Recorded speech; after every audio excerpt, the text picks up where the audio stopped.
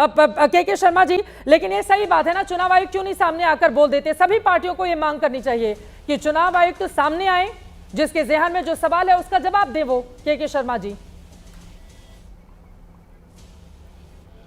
देखिए चित्रा जी, चुनाव आयोग ने इन्हें समय भी दिया था, बुलाया भी था, बैठा भी था, इनसे बात भी किया था, लेकिन सब झूठ है, इसको समझना ही नहीं है, उसके लिए क्या सर, है? बुलाया था, मैंने खबर पढ़ी थी, इनको अनवर बंद पाशा कराइए जी, सर, बोला था ये अनवर बदतमीजी पाशा नहीं जी है। प्लीज। अब ये मत कहिए, हम लोगों ने स्टोरी चलाई थी, चुनाव आयोग की ओर से, चुनाव आयोग की ओर से विपक्षी नेताओं को बुलाया गया था और उसमें कोई भी बड़ा नेता नहीं पहुंचा था लेफ्ट का छोड़कर। ये बहुत गलत बात है, ये बहुत गलत बात है, ये बहुत गलत बात है। उसी चुनाव आयोग के नेता प्रतिपक्ष बने हैं तेजस्वी यादव। के शर्मा जी अपनी बात पूरी कीजिए, फिर बाकी लोगों के पास जाऊंगे। ठीक है सर, उसी से जीते हैं आप 75-78 सीटें बिहार में।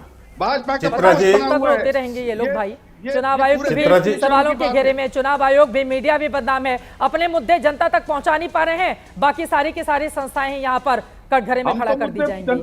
अरे जनता तक मुद्दे पहुंचाते आपको मीडिया के सपोर्ट की जरूरत नहीं पड़ती, बैठकर यहाँ पर रोना रो रहे हैं। के शर्मा जी अपनी बात पूरी कीजिए, फिर बाकी लोगों के पास जाऊंगी। सर, लोकप्रिय नेता है तो जनता उनको दे देना पूरी की पूरी चित्रा जी, आप बहुमत के लिए उनको बोल लेने दीजिए, फिर मैं आ रही हूँ। बोले के शर्मा जी, जो सवाल पूछा था मैंने आपसे। चित्रा जी, मुझे समय दीजिए, मेरा समय बर्बाद किया है, इसलिए मेरे को पूरा समय दीजिए। बोले नहीं बोले, क्योंकि मैं सत्ताधारी दल से और मुझे इन दोनों विरोधियों का जवाब देना। मैं इसलिए कह रहा हूं कि देखिए, सब चुनाव आयोग ने समय भी दिया, इनको बुलाया भी, इनके पास खोखले तर्क हैं, किसी तरह की सत्यता नहीं है, तो इनको चिल्लाना है तो गाली बक रहे हैं पहले से। ये तो चुनाव आयोग को छोड़ा है क्या? और अभी मैं कांग्रेस के प्रवक्ता को सुन रहा था, इस गंदी शब्दावली का प्रयोग किसने शुरू किया? इनके नेता पवन खेड़ा एक सप्ताह पहले चुनाव आयोग को धमकी दे रहे थे, चेतावनी दे रहे थे। आपके चैनल पे मैं ही था जो उस बयान को मैंने बताया था, आपने भी चलाया। तो वहां से इन्होंने बदतमीजी करना, गाली गलौज और इस तरह धमकी चमकी, ये सब जो है ये कांग्रेस और इस गठबंधन जो बनी है इनकी, ये घमंडिया गठबंधन की एक आदत सी बन गई। क्योंकि लगातार चुनाव हारते हारते बौखलाए नहीं है, बिलबिला रहे हैं लोग।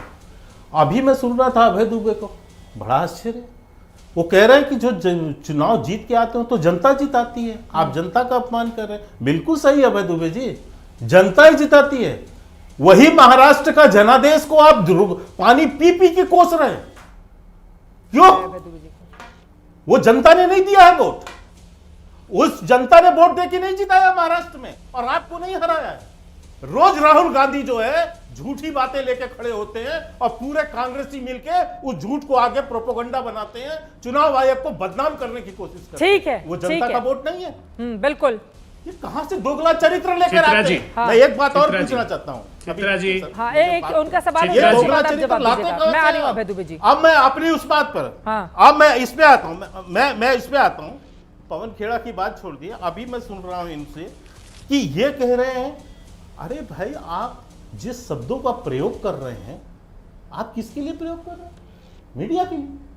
आपको किसने बताया कि चुनाव आयोग फलाना है फलाना? आप रोज बैठ के अपने यहाँ प्रेस कॉन्फ्रेंस करके चुनाव आयोग पर झूठे आरोप लगाते हैं।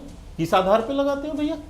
आपको केवल नफरत इस बात से है कि देश के चुनाव आयोग संवैधानिक संस्था को कैसे उसका विश्वास खत्म किया जाए।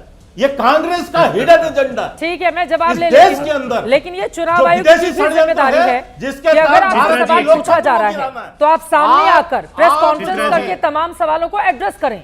ये चुनाव आयोग की जिम्मेदारी है और उनको आना चाहिए, ताकि हर रोज अगर इस तरह की स्थिति। अब पवन जी, मैं आपके पास आ रही हूँ, उसके पहले अभय दुबे जी जवाब देंगे। ठीक है अभय दुबे जी, आप उन्होंने आपकी बात लपक ली। आपने कहा कि जनता ने जिताए हैं हमारे नेताओं को, तो नरेंद्र मोदी को भी जनता ने जिताया है। महाराष्ट्र में इलेक्शन भी जनता के बदौलत वो लोग जीते हैं। तो बीजेपी जीते तो संवैधानिक संस्थाएं जिता रही हैं, विपक्षी दल जीते तो भैया जनता ने जिताया। चित भी मेरी पट भी मेरी कैसे चलेगा? पवन खेड़ा जी ने सवाल पूछे चुनाव आयोग से कि बताइए एक एक घर में महाराष्ट्र में 4-4 हजार वोटर रजिस्ट्रेशन कैसे हो गया? हमें वो वीडियो फोटोग्राफ्स दे दीजिए वहां के, हमें फोटो लगी हुई वोटर लिस्ट प्रोवाइड करा दीजिए। आज तक हमको प्रोवाइड नहीं कराई। और ये 6 जनवरी 2025 को बिहार की लिस्ट किसने नोटिफाई की साहब? यही चुनाव आयोग ने। मतलब ये घुसपैठिए भर रहा था बांग्लादेश के और पाकिस्तान के। ये देखिए, ये बीच में बोलना बंद कीजिए। पवन खेड़ा ने चेतावनी दी है। वो आदमी गद्दार है। आप पहले जो देश के प्रजातंत्र को कुचलने की कोशिश करता है तुम जैसा। आप पहले बयान पढ़ के आइए। अब अगर 6 जनवरी 2025 को ये सूची जारी कर दी इलेक्शन कमीशन ऑफ इंडिया ने, तो क्या वो गद्दार है? आज भी आधार के आधार पर वोटों का रजिस्ट्रेशन हो रहा है। आज संस्थाओं को चेतावनी देते हैं। आज जब हमारे देंगे 10 बार देंगे मिर्ची, तुमको क्यों लगती है?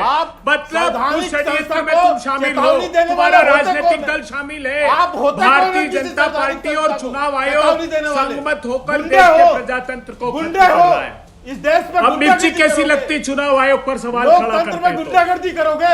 आज भी आधार पर करोगे लोकतंत्र में? ये वोटर का नया रजिस्ट्रेशन हो रहा है। चेतावनी दोगे?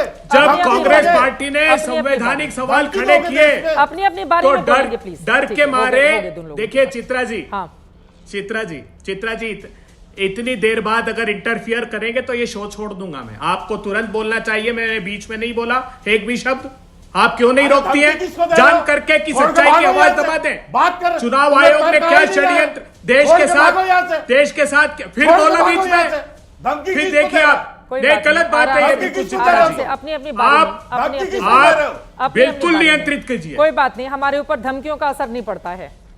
जनता एंकर भी बनाती है और जनता उनके बीच अपनी पहचान भी कायम करती है। किसी राजनीतिक दलों की धमकी के वो नहीं है और ठीक है, कोई बात नहीं। चलिए बोलिए अभय दुबे। चित्रा जी बोलिए सर। धमकी दे रहे हैं बैठ के यहाँ। कोई बात नहीं चित्रा जी, ये दस्तावेज देखिए, देश देख रहा है। आज असंवैधानिक आदेश, यही असंवैधानिक आदेश चुनाव आयोग ने, बाकी लोगों के पास भी जाना है। प्लीज पवन वर्मा जी के पास जाना है, वो इंतजार कर रहे हैं। अभय दुबे जी जल्दी से अपनी बात खत्म करें।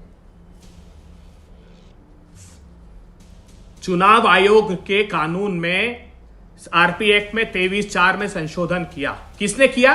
भारतीय जनता पार्टी की सरकार ने। और आधार उसमें ऐड कर दिया। हमने तो नहीं किया था, इनकी सरकार ने किया।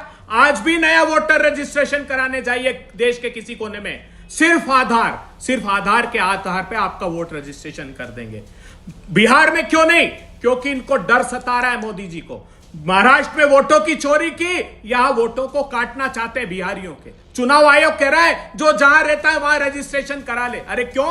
3 करोड़ लोग मजदूरी के लिए गए, ई श्रम पोर्टल पर रजिस्ट्रेशन है। चुनाव आयोग महोदय ये सलाह मोदी जी को दीजिए ना। दिल्ली में रहते हैं, अहमदाबाद में वोट डालते हैं और वाराणसी से चुनाव लड़ते हैं। है साहस ये सुझाव देने का? क्या संवैधानिक आधार है उसका? अरुण जेटली साहब ने कहा 2002 में कि ये जो SIR की प्रक्रिया है, ये सिटीजनशिप से इसका कोई लेना देना नहीं है। हम नागरिकता की पहचान करने। आपका ऑडियो किसी वजह से चला गया है।